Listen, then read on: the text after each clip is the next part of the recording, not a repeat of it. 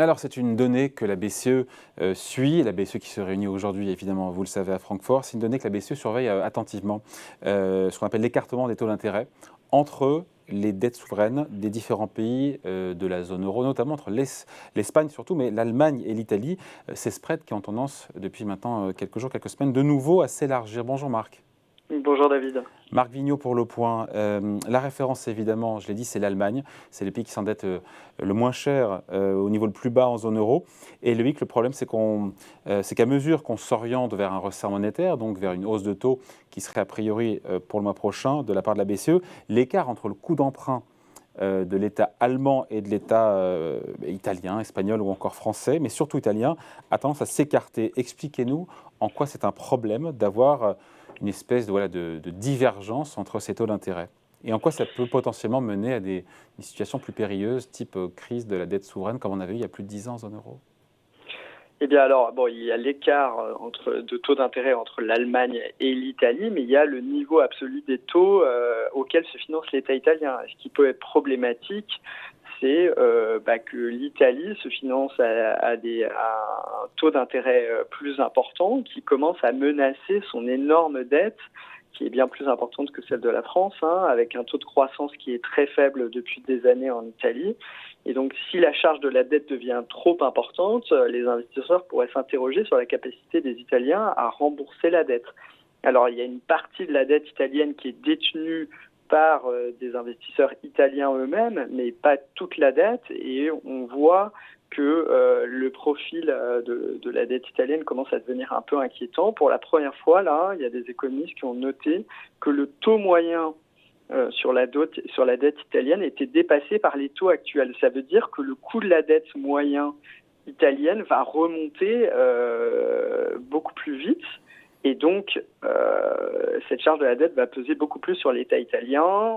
Il y a une incertitude politique sur l'avenir de Mario Draghi à la tête de la présidence du Conseil.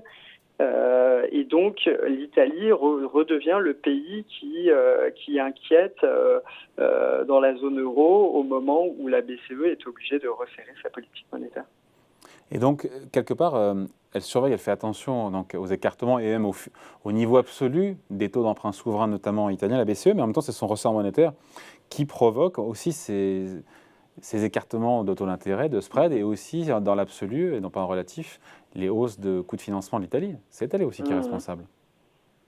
Oui, bien sûr, bien sûr. Et d'ailleurs, elle a signifié, donné un indice que si les coûts d'emprunt de l'Italie augmentaient trop, sans citer évidemment l'Italie, puisqu'elle n'a pas le droit de financer officiellement directement les États, elle ne fait des rachats de dette que sur les marchés secondaires une fois que la dette est déjà en circulation, mais elle a donné un indice sur le fait qu'elle pourrait dégainer un instrument qui permette justement d'atténuer les tensions. Ça serait peut-être des achats de dette, mais qui ne seraient pas exactement de la même ampleur et les mêmes outils, les mêmes instruments qui ont été utilisés jusqu'à présent pour faire face à la crise sanitaire ou le programme qu'on appelait APP, un autre programme qui permettait de racheter des dettes des États. À la fin du mois, elle met un terme à tous ces rachats d'actifs, donc potentiellement de dettes publiques italiennes.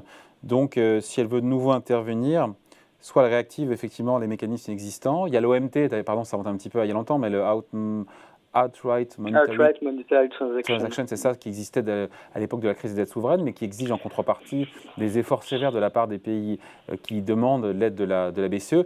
Le programme APP, il se termine là, le programme PEP est terminé aussi. Elle va devoir peut-être créer de nouveaux mécanismes d'intervention. Oui, c'est pour ça. Elle a signifié qu'elle pourrait éventuellement essayer de forger un nouvel instrument. Ça sera compliqué, parce qu'en plus, ces instruments sont contestés par certains acteurs allemands devant la Cour européenne de justice. Et donc, il y a des conditions très strictes à respecter. Je vous passe les détails sur le respect de la clé en capital des différentes banques centrales nationales, c'est-à-dire qu'on ne peut pas racheter plus de dettes que le poids dans les participations au capital des différents États.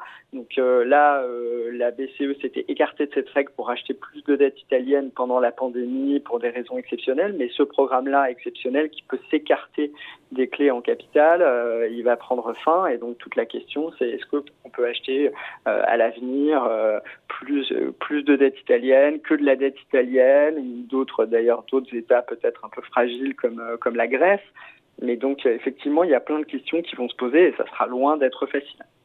Ouais, d'ailleurs, la BCE, qui au fil de l'eau, je crois, en 7 ans, a acquis quasiment 30% du stock de dettes souveraines européennes dans ses comptes, ce qui montre la mainmise, enfin, le poids que représente la BCE.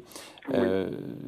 Alors, il y a un facteur qui va amortir un peu le problème, c'est que la BCE va continuer à réinvestir ce qu'elle a déjà acheté. Elle ne va pas diminuer le volume de dette qu'elle détient dans ses comptes. Donc ça, c'est un amortisseur. Mais je crois que c'est 200 milliards, je crois. Hein. Ce pas non plus des sommes... ça équivaut à 200 milliards d'euros. C'est tombé qu'elle va réinvestir. Oui, mais donc elle va maintenir la proportion de dette qu'elle détient. Donc évidemment, il va y avoir des nouvelles émissions de dette et la BCE va en absorber beaucoup moins.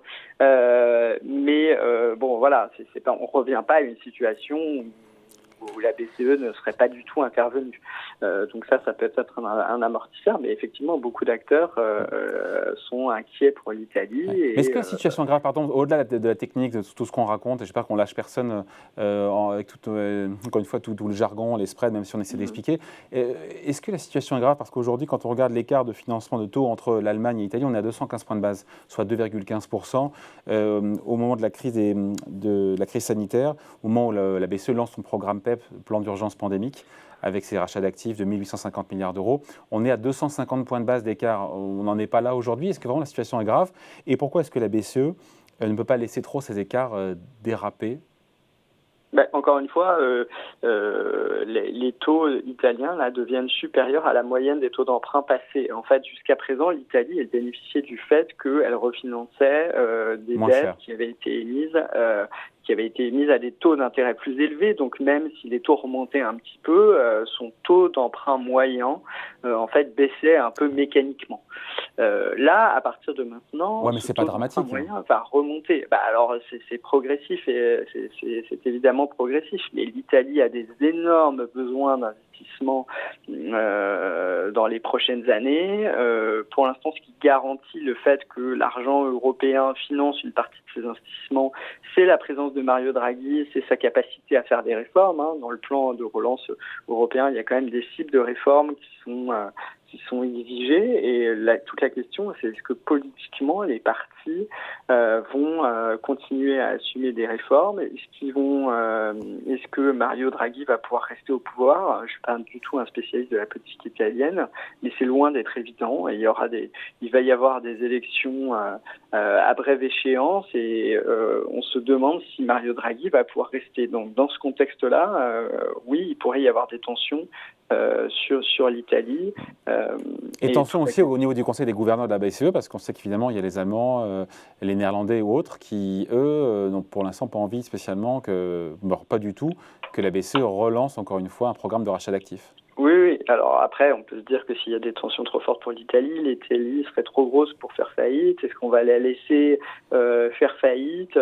C'est évidemment pas du tout évident. Donc, est-ce qu'il faudra restructurer la dette italienne? On met le doigt dans la mécanique de la crise des dettes souveraines qui avait eu lieu au début des années 2010. Ça ne nous rappelle pas des bons souvenirs.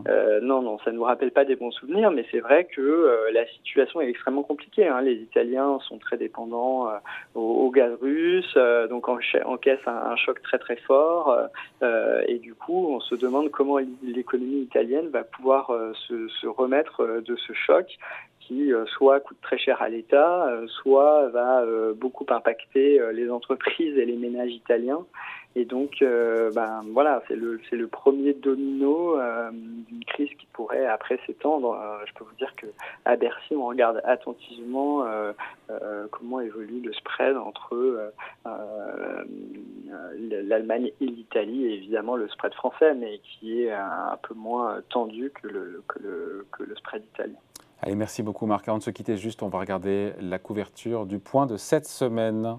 Qu'est-ce qu'il y a en économie alors ?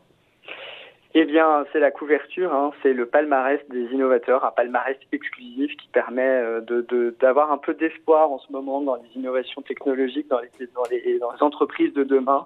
On vous fait un panorama de ce qu'il y a un peu dans les tuyaux des startups et des entreprises françaises. À lire donc ce week-end tranquillement dans le magazine Le Point. Merci Marc, bonne journée. Merci David, bonne journée.